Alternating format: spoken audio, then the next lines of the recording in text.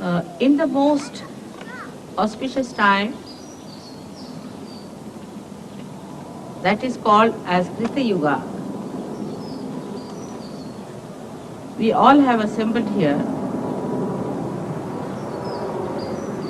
to understand the ways and methods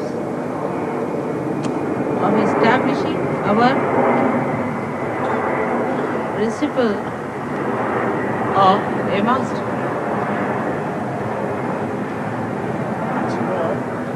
Krita Yuga. Krita Yuga means the time when you have to do something. Krita, when it was done.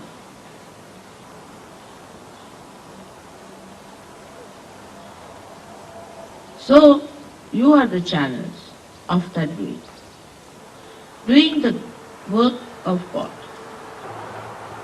You are the channels of God Almighty and His power. On one side, you have to carry the dignity, the glory, and the assumption that you are a guru. On the other side, you have to be completely surrendered to your God Almighty. All your dignity, your authority comes from Him. And the third thing is that the way He has created this universe and you in a mood of play, you have to see His play. So, a kind of mood that is cheerfulness should be really bubbling through you. So far, the idea of Guru was that such a person never laughs, never smiles, always in a temper. That was all right for Gurus who did not have to have any contact with the public but hang themselves with a string somewhere in the Himalayas. But here we are facing the entire universe, which has to receive the bubbling streams of your love. But that does not mean that you have to be frivolous, because you cannot be. The divine play is not frivolous, it is joyful. And the joy does not have that duality. So, to get to the establishment of your Guru principle, first we should know how it is destroyed. As it is, anything that is not looked after or maintained gets destroyed. If you do not pay attention, say, to these beautiful plants here, they will be destroyed.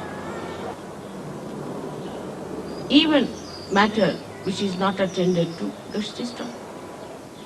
So first of all, we have to know that we must be attentive and alert, that if we do not maintain ourselves, we will be destroyed. Because maintenance is not for maintenance sake. It is for stopping the destruction of your Guru principle. When we are negligent or lazy about it, we are responsible for destroying our Guru principle. So the attention that we have is to be given to the maintenance of this Guru principle. The Gurus have the capacity to maintain themselves and maintain others. In the beginning,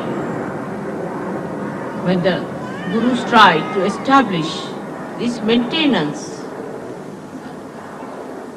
principle, they put very, very strong rules and regulations. If you read Bible in the Levi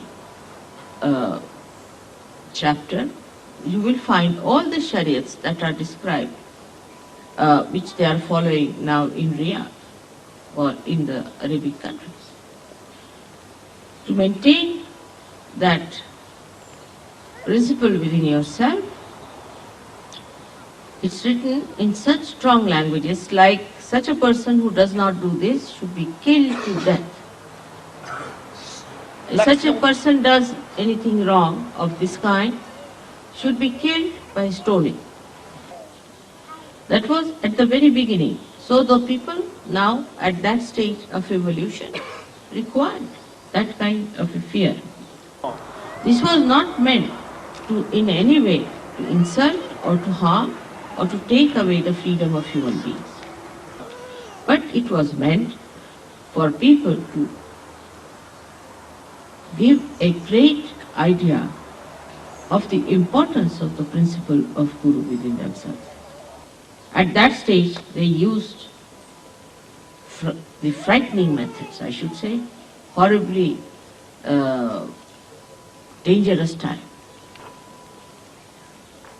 At that time, people obeyed also. Then another evolutionary step took place where a stage started. People thought they must become austere and start maintaining themselves by tremendous austerity. So it was self-projected. It was not projected towards others, but projected towards themselves. We can say that the first wave started when the Guru, the primordial Guru, said that if you don't do this, then you will be killed. The second stage was where the disciples accepted this within themselves and started telling themselves that if we do not do it, we'll kill ourselves. Austerity started on the basis of wisdom and not on obstinacy. But then it became even fanaticism.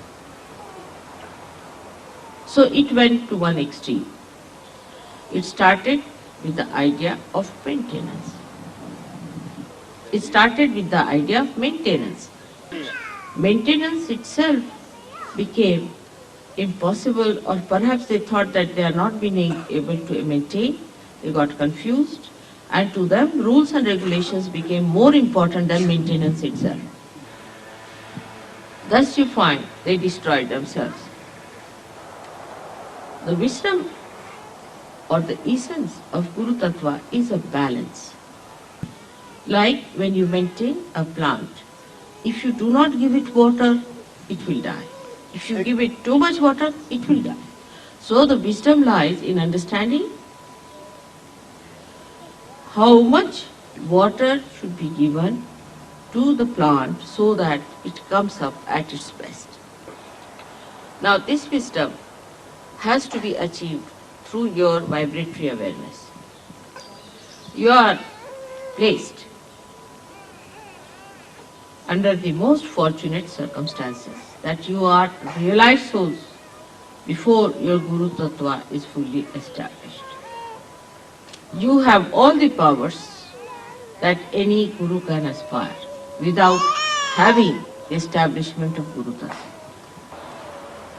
Especially you are under the complete blanket of the clouds of your mother's love. But in no way mother's love is going to allow you to destroy your Guru principle. As I told you, that Guru principle is a very sensitive thing and is destroyed if you yourself do not try to maintain it. First of all, the destruction starts from the very source of our being. I mean to say that our being is created by 5 elements. And the 5 elements have a capacity all the time to get destroyed. Any one of these elements, if they are not looked after, they get destroyed. That is the built-in capacity of the elements or of the matter, as you can say. So to maintain them is important. Some people have an idea that once you become a guru, you did not maintain everything, it is maintained by itself. It is not. C'est faux. I agree that the spirit definitely enhances the beauty and the health of these elements. But at the human level, there is always a greater force that is trying to destroy it. So till we have completely become the spirit, there is always a chance of this destruction working it out. One may say, why this balance needed? And this is an important question which we should be able to answer all the people who ask us. Without the balance, you cannot ascend. If you cannot ascend, what's the use of our becoming human beings? For example, everything is God, but nobody is aware. At the human level, you become aware. Means everything exists. Everything is there, but it is not aware. Say there is a stone, that is also God, but it is not yet aware. Like say, this area is completely dark and we are blind. There is nothing to be seen, to be felt or experienced when you are in that condition. Actually, one thinks that darkness is the truth, that ignorance is the truth. But when the sun comes up and the light comes in and your eyes open, you start seeing everything. You start becoming aware. So at human level, you are aware at the highest point. Now this awareness has to become the awareness of the spirit. That has happened to you. You have felt the spirit. But the balance is not there as yet. Your mother has pulled you out and made you that, but still there is imbalance inside. If you go slightly to the left, you can be destroyed. You go to the right, you will be destroyed. So you have to try both the things, as I have told you the methods, which I'll explain. First of all, you have to be austere with yourself. Just separate yourself from yourself. Separate yourself as a spirit and look at your ego and superego. Now you start watching the ego and superego. Do not maintain it. They are the destroying forces.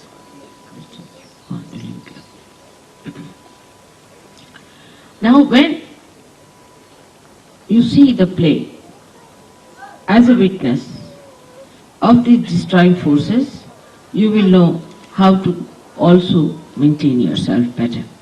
To separate yourself is easier when you take to austerity. The worst thing that elements have done to you is that you have formed habits, all kinds of hangs-on. Some people are fond of bathing, some people are fond of not bathing. Some people are fond of getting early in the morning, 4 o'clock, and singing songs and waking up everyone, and some are good at sleeping till 10 o'clock. Some like very light colored dresses, some like very loud colored dresses. If you are English, then you want to have English style everything. Horrible insipid food. If you are French, you want to have wine little bit. If you are Italian, you want to have carbohydrates too much. If you are Spanish, you want to have too much fats. If you are Indians, you want to have too much of spices. So to change this habit, you have to give first of all the extremes that you like. Now if you say that I like bland food, then you should say I must eat lot of chilies. If you say I like pale colors, then you wear very loud ones. Go from one extreme to another extreme to begin with. But I have seen people, when they go from one extreme, they get stuck up on the other side also. So, we have to be in the center, not to the extremes. A man who is an avdhuta, the one who is a great master, can never be hanged up by any hangs up. He cannot be ruled by any ideas that I like this. He sees beauty in the lush greenery, and he sees beauty in the trees which are devoid of any leaves. Now the trend of getting to austerity in a very funny way has started in the West. Like, if you comb your hair, then you are no good. If you do not smell in the body, then you are no good. If you don't look like a pig, you are no good. All kinds of funny sort of ideas have crawled into the mind because they are going to the other extreme. But we have to learn from the nature. Nature dresses up itself when it has to greet the spring. And when it is the winter, it just gets completely undressed, I should say, because the leaves have to go to the Mother Earth and that the sun has to reach the Mother Earth. It is not attached to anything. Surprisingly, it is much more elemental than we are. While we who are spiritual should have no attachment. But this idea is also a mental idea, which is the worst attachment. It's a very funny attachment, which makes me laugh. That's the biggest joker I've seen, that people get attached to mental ideas. It is like believing that whatever you think mentally will just happen to you. Say for a mental person, he has to go to picnic. He will mentally put in his mind, he is going to take this, that and that. He may even open a file and write it down that I'm going to take this and this and this with me. And when he goes to the picnic, he'll find he's high and dry because he's not taken anything with him. It's all in the file. Your mother is good at speaking and she speaks to you, but it should not be your mental attachment. Like, yes, mother says so and everybody discusses with such great enthusiasm, this is that, but it's not become part and parcel of your being. But it's a very common attachment nowadays with all the people knowing about everything and having nothing. This mental attachment is to be really attacked. Becoming is seeing. Becoming is experiencing. Becoming is seeing, it is experiencing. Like, if I have to come to this place, I must come and see it. If only I have thoughts about it and mental idea, mental picture, it is no good. It's not mine. It's not the truth. So when you become aware, actually what happens? That you see it yourself. So let us see. Get out of that mental conception that you know already about. You do not know, because what you know is just mental. That should be a part and parcel of your being. Now, how to do it? Some will say that we'll just go on being austere about it. Then that will become again another obsession. Some will say, all right, mother has said we should enjoy, so we'll just enjoy. How to strike the balance is the big problem, but should not be with people who have vibratory awareness. In that also you can be obsessed.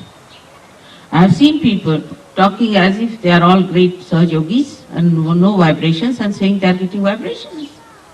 It is so deceptive. So one has to think that we have to go further and see more and more and know about it.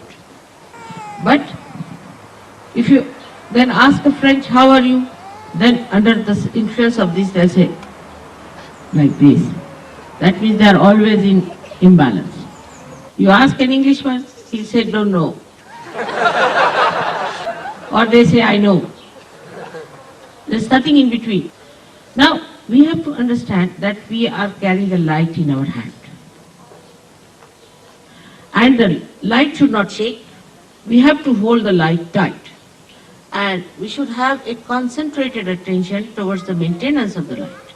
And then to tell yourself that we have to see, not to just understand mentally, is to be actually aware, because you are complete otherwise. You are the part and parcel of the whole. You are. But only think that you have not yet seen that.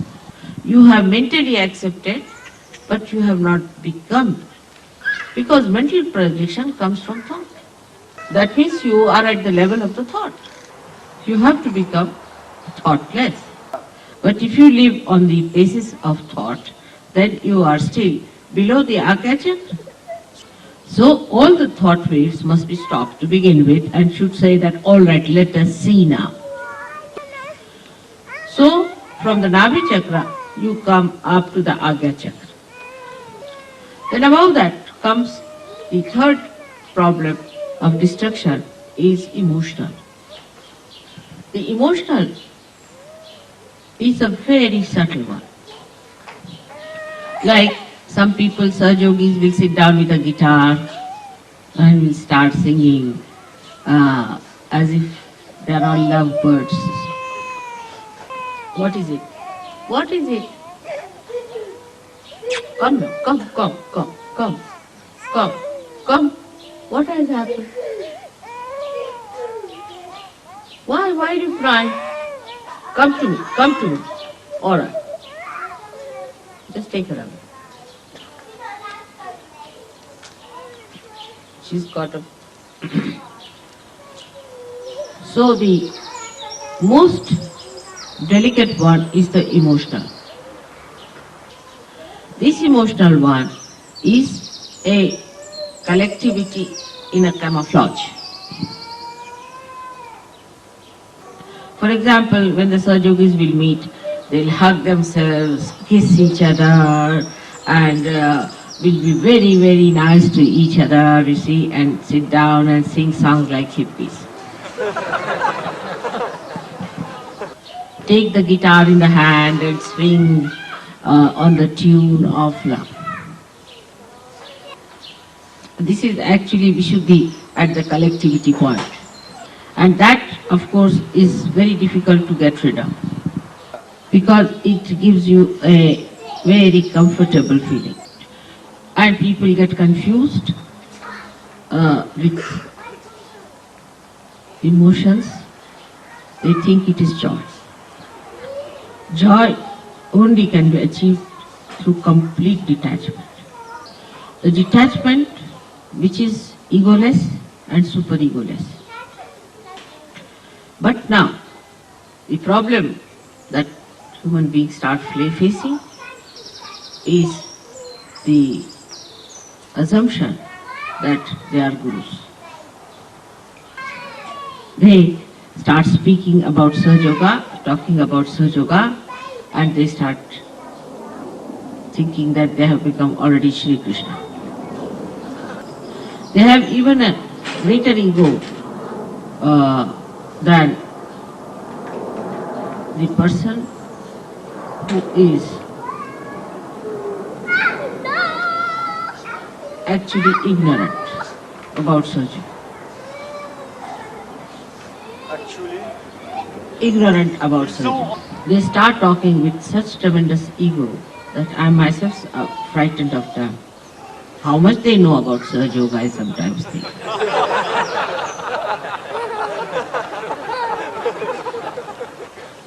And they start asserting it so much that it's frightening.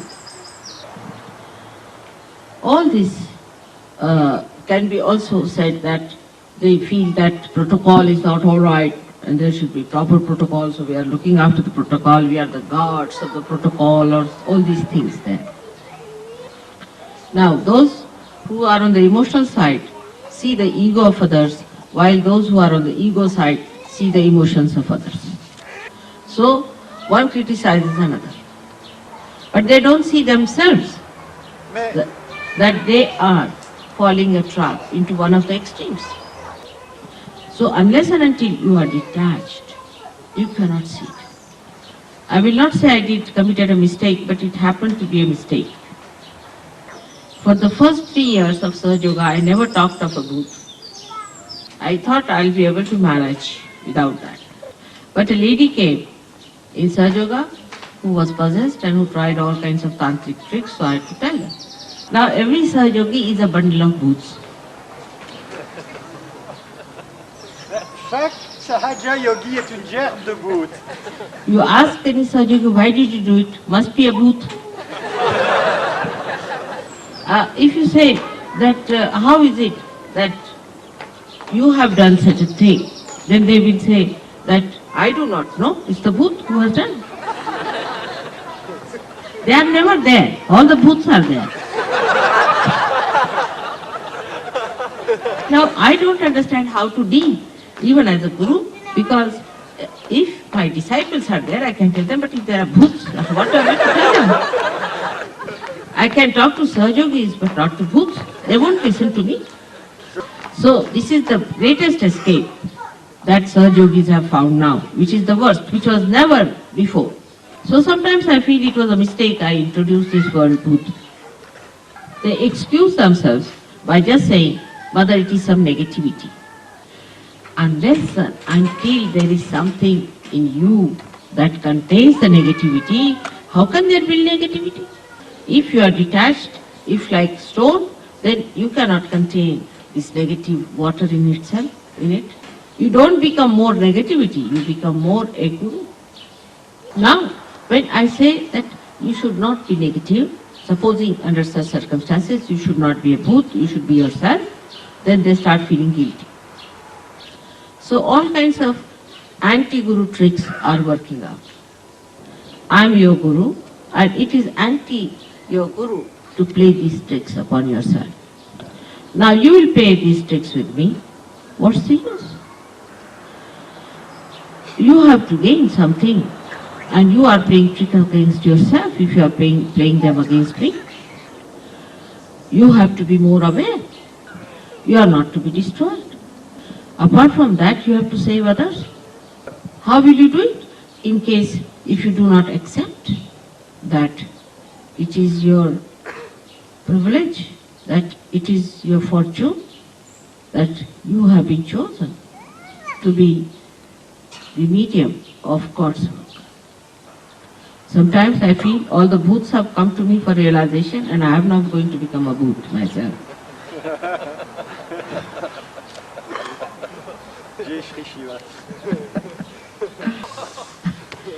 Bhut also means, Bhutanath is the name of Sri Shankaraj, Sri Shiva. Because he gets after the bhoots all the time. But you have to be the present and not the bhut. Bhut means the past. Then what is there to be known? You become. When you are in the present, you just start becoming, evolving, blossoming. Try to be in the present. Do not escape the present. Face it. Don't feel guilty nor blame the bhut. Both things are going to take you away from the present. Now just see the whole nature, the whole divine power. Your ardent desire of ages. Everything is on your side. The time has come. You are just there. What are we to do? Just stand in the center, at the axis. Try to keep yourself at the axis. And then you just see the periphery moving, you don't mind. When you see yourself misbehaving in any way, punish yourself. It is better that you punish than the divine punishes you, because that's a severe punishment. But do not feel guilty, because you have not done anything wrong. It's the bhut which has done.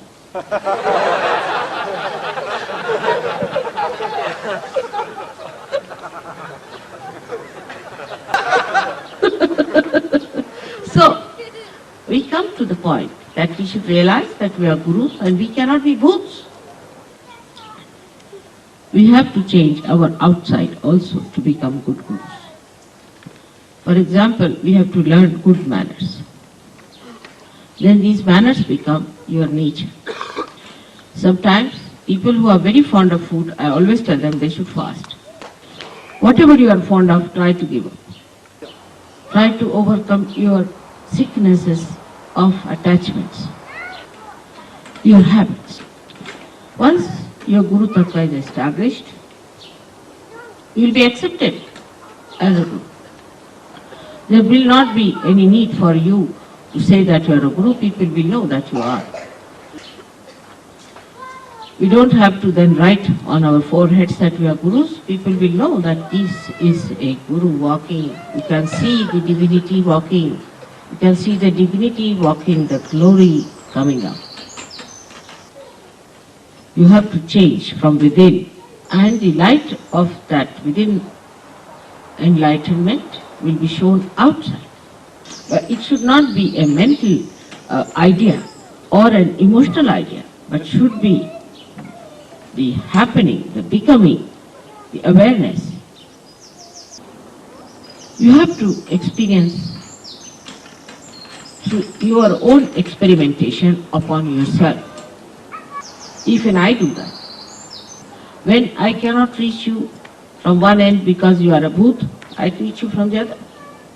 If somebody says he is a bhoot, then I see that he suffers a little and faces it, the bhoot in him. For example, I tell someone that please do this, and he forgets completely about it. And he says it is a bhoot that has done. So then he loses his purse, and then I say the bhoot must have taken away the purse. But I experiment with myself. I first see how I should approach you. If it doesn't work out, I try something else within myself, because it's a very tricky time we are with. If we had gone according to the Shariat or the chapter of Levi, all the booths would not have been here. Maybe no Sahajogis might have been left also. And this mental projection is such a common thing that is difficult to detach people.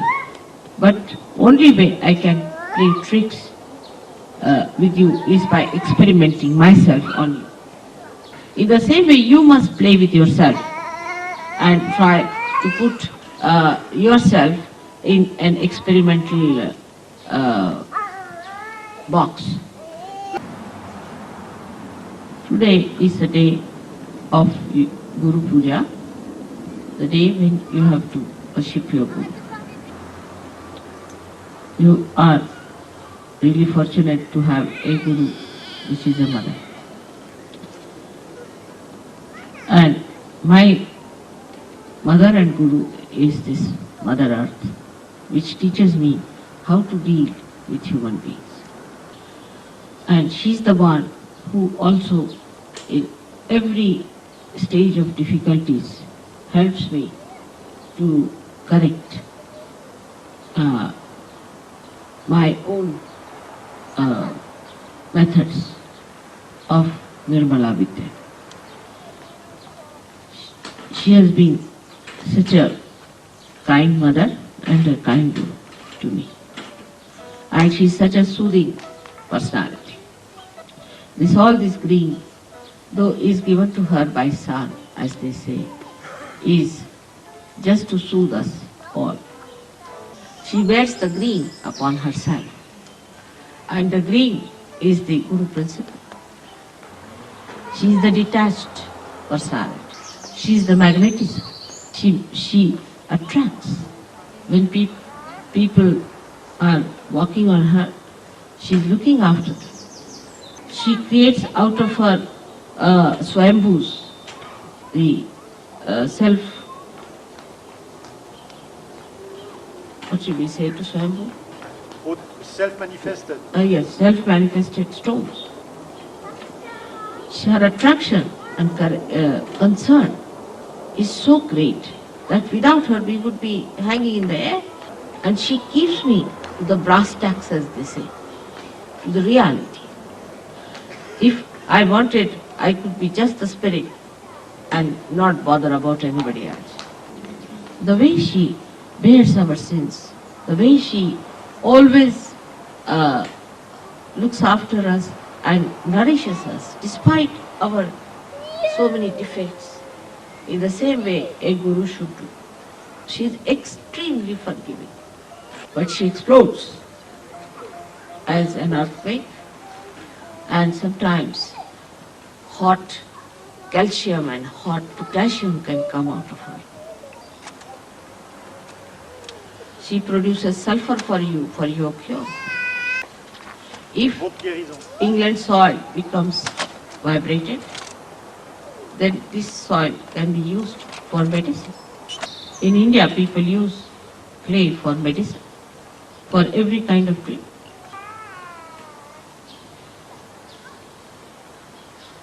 The understanding about Guru Tattva one can have from the Mother Earth. So let us touch the Mother Earth and bow to her.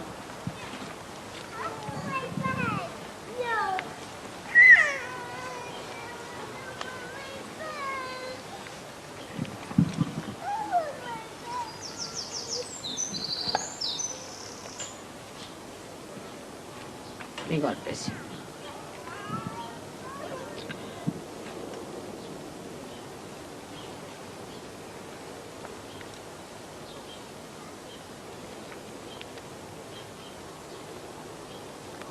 She's sucking.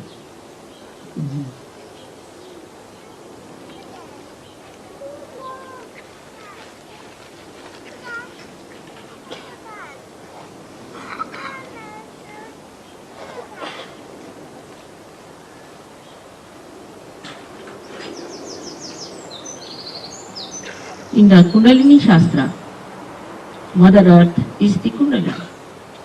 Mooladhara is the Mother Earth. So, for us, Kundalini is the most important thing. We don't have to worry about what they have talked about in the Levi, that you must not steal, you must not tell lies. What we have to worry, that keep your Kundalini up. So the Guru has to be a person who is absolutely practical. He must have common sense and absolutely practical. He cannot be an impractical person. A person who is impractical is not a Guru. But practical in the common way is understood as a man who is cunning, who knows how to deviate from right path and all that. That's the most unpractical thing to do. Something absurd, something out of the blue is not the way a Guru has to move. There is all common sense which should guide a Guru how to deal with a person. And common sense is a thing which is not cunningness by any chance. The source of common sense is the spirit. The expression of a Guru is very, very paradoxical. For example, a Guru will be extremely practical, supposing he has to build his own house, or a house, or ashram, or anything. He'll be extremely practical. He'll be very economical. He'll create something out of the blue. People will be amazed how he's done it, so practical. But he'll be so detached that if this ashram is to be donated, somebody in 1 second he'll donate. For acquiring, say, for example, for acquiring a lamp, the Guru will be very practical. He'll get the best and the cheapest and the most beautiful. And he'll be very intense about it. But when it will come to giving, he'll be more intense about it. That when he will give, he'll give with that same intensity. He'll find out all practical methods how to donate, also to give away. So his acquiring is actually giving. He acquires to give. That's how he is the most practical. You know that we cannot take anything with us. Only the Guru can take with himself. Nobody else can take. Only the Guru has all the disciples and disciples and disciples and disciples for ages who sing the praise. No other relationship is that eternal. It goes on reflecting for ages and ages and ages. It's one wave that falls and then disappears. In anything that you do, every wave has disappears, but not the wave of knowledge from a Guru. It's even higher than the divine principle, because it explains. The divine principle cannot explain. It's the Guru who explains it. Not that it manifests, but it explains and it works out. So he is the master of the divine power. So in a way, divine power is like the meaning of the Guru. Like the word has the meaning, and the word has the meaning, and the word serves the meaning. But in a Guru principle, the divine serves the Guru.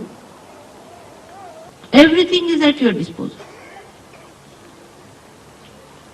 Everything is at your disposal. When you are a Guru, all your chakras are at your disposal. All the universe is at your disposal. Because you are the Guru.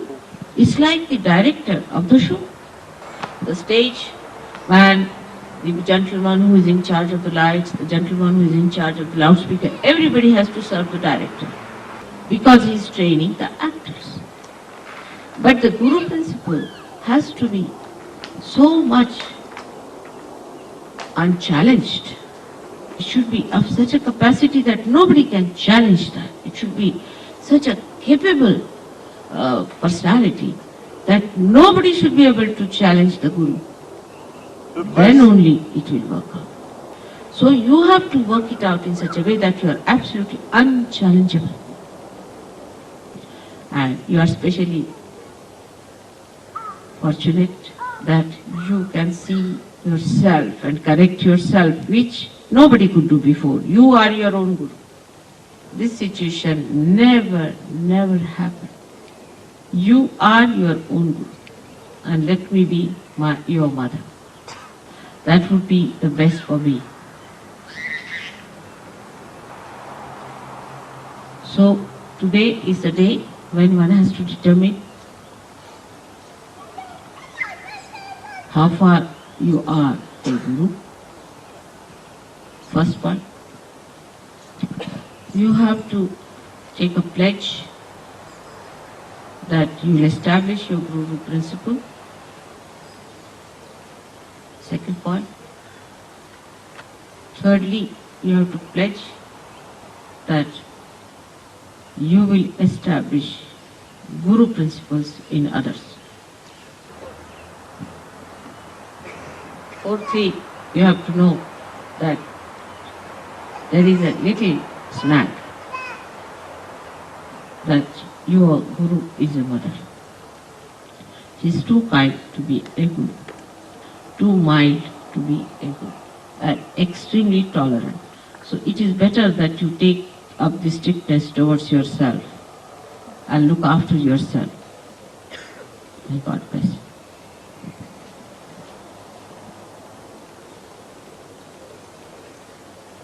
So you become your own Guru. On every Guru day, I have a problem. And one of the problems is, you may translate regards a little more if you don't mind.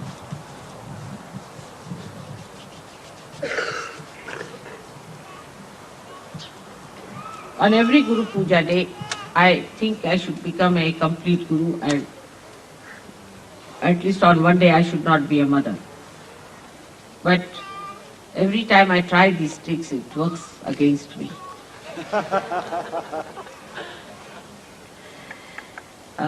Last year, In India, I told them that this time I'm going to be just Guru and you have to only give me a shawl and I will not take any sari and nothing like a mother.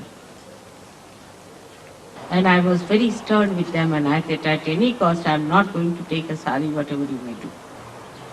And they were very unhappy because they had bought a sari for me and they said we have also stitched a blouse and a petticoat and mother you must accept you are our mother also. So they said, I said, I'm going to be very hard like a guru and nothing doing today, nothing is going to convince me. Because again you become the mother, then the whole thing becomes again that soft business.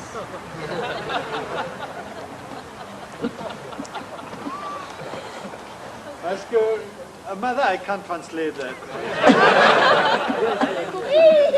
You better tell them. Parce que chaque fois que je suis la mère, c'est toujours la même histoire. So I went to open the, you see, tap. Because in India we don't believe in wash basins, you see, to wash my hands. And Indian taps as they are, you see, it gave in and I've got completely drenched. And I came out and I said, please give me the sari to wear.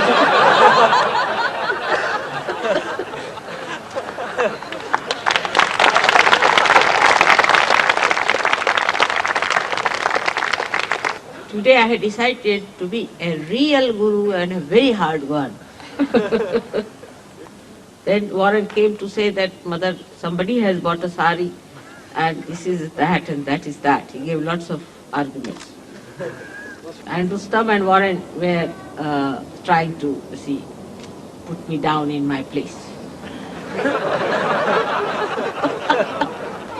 But then they used the latest argument to outwit me. First they said the sari is beautiful, this, that, I was all right there. But then they said the vibrations are too good. Even before opening the sari, the vibrations were there. So all my efforts fizzled out. This is the play of the sweetness of divine. What is called as madhuri. Cela s'appelle Madhuri Lila. Madhurya. Madhurya means the Ceci s'appelle sweetness. Madhurya. The sweetness. And this is the one. That's such a hide and seek of joy in life. And that is what I have accepted. So first we'll have the mother's puja. Et je l'ai accepté. Donc d'abord, nous aurons le puja de la mère.